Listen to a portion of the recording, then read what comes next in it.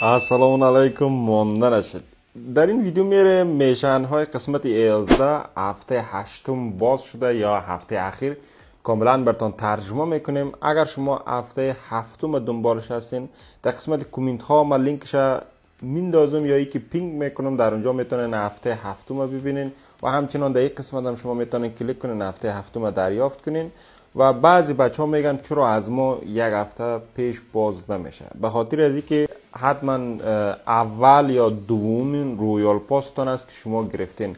اگر شما 3 دانه رویال پاس رد برد بگیرین یک هفته براتون جلوتر یا پیشتر باز میشه. خب در این ویدیو میریم هفته اخیر یا هفته هشتم کاملا ترجمه میکنیم. اگر از ویدیو خوشتان آمد حتما این ویدیو را لایک کنین و دوستانتان شریک سازید. بدون سابسکرایب سعی کنید ویدیوهای ما را سیل نکنید، حتما سابسکرایب کنید، آیکون زنگ آل بسازید تا اینکه ما ویدیوهای جدید میسازیم پیامش بر شما برسه. شما را زیاد منتظر نمیمونیم، میریم شروع میکنیم از ترجمه میشن ها. میشن اولش گفته که در یک قسمت باید شما 3 نفر از بین برین در یک میچ، بیشتر از 3 نفر در یک میچ بسیار راحت شما میتونید 3 نفر از بین برین.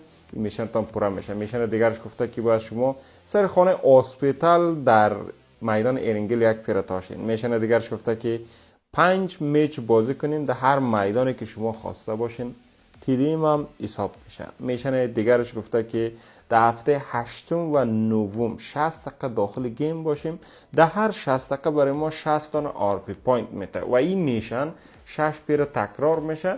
این میشن شما میتونین هفته بعد انجام میتونین. فعلا این میشن شما میتونین انجام میتونین. فعلا هفته هفتم است و هفته هشتم هفته بعد میباشه. میشن دیگرش گفته که 3 نفر از بین برین امرای این سلاح ها در میدان ارینگل، فقط در میدان ارینگل این میشن شما میتونین انجام میدین امرای این سلاح ها. میشن دیگرش گفته که 3000 متر موتر دوانی کنیم.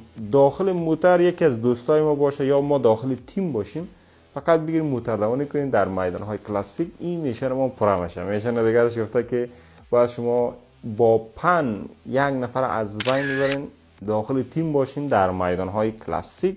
میشن دیگرش گفته که 8 میچ بازی کنین در هر میدانی که خواسته باشین، در تیدیم هم حساب میشه. میشن دیگرش گفته که 2 نفر از بین ببریم امرای شاتگن اس 686 در میدان های کلاسیک امرای این شاتگن. میشن دیگرش گفته که در هفته هشتم و نوم 3 روز گیم خدا باز کنین یا لاگین شوین داخل پابجی. این میشن تان پورا میشه و این میشن شما میتونین هفته بعد انجام میتین. فعلا هفته هفتم است. میشن دیگرش گفته که 1 دانه پینکلر نوش جان کنیم در میدان های کلاسیک از این متریال. میشن دیگرش گفته که باید شما از این وست یا زری 2 وردارین در میدان های کلاسیک.